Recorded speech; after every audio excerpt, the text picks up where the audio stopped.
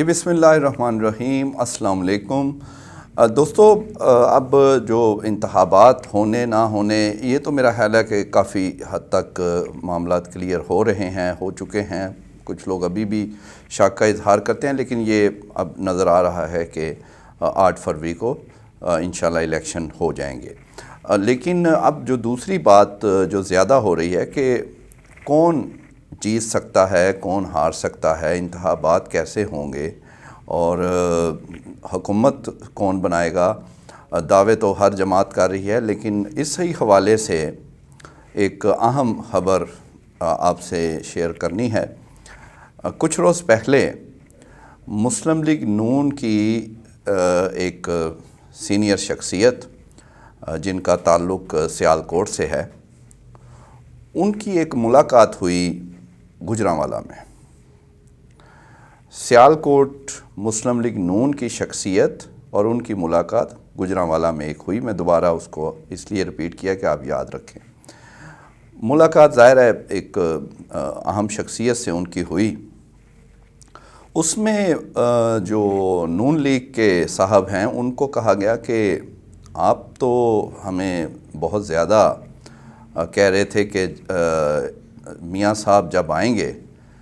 تو پھر مسلم لیگ نون جو ہے وہ پورے طرح آب و تاب سے نظر آئے گی، اور ہر جگہ اور استقبال بھی تاریخی ہوگا میاں صاحب کا، اور پھر آپ دیکھیں گے کہ لوگ جو ہیں نظر آئیں گے، اور مسلم لیگ نون بڑی واضح آپ کو اکثریت میں نظر آئے گی، کیونکہ ان کا لیڈر جب باہر سے آ جائے گا تو بہتری ہوگی۔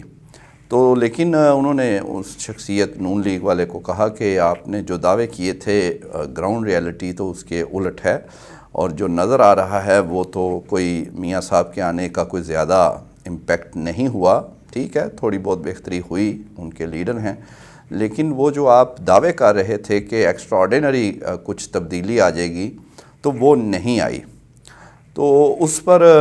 وہ نون لیگ کی شخصیت بالکل حیران پریشان خود بھی تھی، اور ظاہر ہے وہ کوئی ایسے فگر بھی وہ نہیں بتا سکتے تھے کہ جو حقیقت سے دور ہوں۔ حقیقت سب کو نظر آ گئی تھی اور آ رہی ہے۔ اور اسی بات کے بعد ہی جب یہ معاملات ہوئے، کچھ اور بھی نون لیگ کے لوگوں کو یہ اسی طرح کے پیغام ملے، انہیں بتایا گیا ہر طرف سے کہ آپ جو دعوے کر رہے تھے حقیقت اس کے الٹ ہے۔ تو اس کے بعد میاں صاحب جو ہیں وہ دوبارہ ٹکراؤ والے بیانیے پر واپس آئے۔ اس سے پہلے وہ مفاہمت کی، انہوں نے مینار پاکستان بات کی، وہ اس کے ذریعے چلنا چاہتے تھے، کیونکہ ان کا خیال تھا کہ جیسے انگوٹھا لگوایا گیا ہے ان سے ایئرپورٹ پہ، تو وہ اب مکمل سلیکٹڈ ہیں اور ان کو کوئی پریشانی نہیں، اور وہ آسانی سے وزیر اعظم کے عہدے تک پہنچ جائیں گے 4تھی مرتبہ۔ لیکن جب انہیں اس طرح کے جو ہے اشارے ملے، کچھ خود بھی انہوں نے دیکھ لیا کہ گراؤنڈ ریالٹی کچھ اور ہے، اور پی ٹی آئی کا جو ہے وہ بے شک ان کے جو لیڈرز ہیں کچھ چھوڑ گئے، کچھ زیر عتاب ہیں، لیکن پھر بھی عوام میں وہ ابھی بھی موجود ہیں۔ تو اس کے بعد میاں صاحب نے سوچا کہ وہ ان کا جو کبھی مقبول بیانیہ ہوتا تھا کہ کیوں نکالا ووٹ کو عزت اور فلاں فلاں خلائی مخلوق، یہ سب کچھ جو وہ خود کہتے رہے، اسی میں دوبارہ آئیں اور دوبارہ کہیں کہ یہ دیکھیں نا 2017 اور 18 میں کیا ہوا۔ اور روز وہ جو خطاب کرتے ہیں وہ یہی باتیں کر رہے ہیں، لیکن اس کے باوجود اس کا بھی کوئی فائدہ انہیں اس طرح نہیں ہو رہا۔ ایک ہی بات وہ روز کرتے ہیں، اس کا ان کو خود بھی اندازہ ہو رہا ہے کہ کوئی فائدہ نہیں، لیکن وہ کہہ رہے ہیں چلو ایک دفعہ لڑ کے تو دیکھ لیں۔ دوسرا، اس میں آپ نے 2-3 لوگوں کی باتوں کو ایڈ کرنا ہے، سمجھنا ہے۔ ایک محمد علی درانی صاحب اہم بندے ہیں، وہ بغیر وجہ کے ایک دم اتنے سالوں بعد ان ہوئے ہیں، تو وہ کوئی وجہ ہے۔ وہ بار بار کہہ رہے ہیں کہ کوئی ڈارک ہارس پیچھے سے آ جائے گا، اور جو لوگ خود کو وزیر اعظم پہلے ہی وقت سے پہلے ثابت کروا رہے ہیں وہ پیچھے رہ سکتے ہیں، اور ان کی بات کو بالکل نظر انداز نہیں کیا جا سکتا۔ پھر دنیش کمار سینیٹر باپ پارٹی کے، وہ وزیر اعظم جو ہیں نگران انوار الحق کاکڑ، ان کے بالکل ساتھ ہوتے ہیں ہر جگہ پر۔ انہوں نے بھی کہا ہے کہ آپ یہ ان کو لگتا ہے کہ میاں صاحب جو ہیں، کیونکہ جس طرح کا کولیشن بننا ہے، اتحادی حکومت کئی نظر آ رہا ہے، نیشنل حکومت یا جو بھی، تو اس میں میاں صاحب کی تو یہ ان کے الفاظ ہیں کہ فطرت نہیں ہے کہ وہ اتحادیوں کو لے کر چلیں، اس لیے کوئی ہو سکتا ہے کہ کوئی پیچھے سے آ جائے، کوئی دوسرے چھوٹے صوبوں سے ہو، ان کا تو خیال تھا کہ بلوچستان سے ہی نہ ہو جائے وزیر اعظم۔ تو میاں صاحب کے لیے اب دوبارہ جو ہے وہ مشکلات نظر آ رہی ہیں۔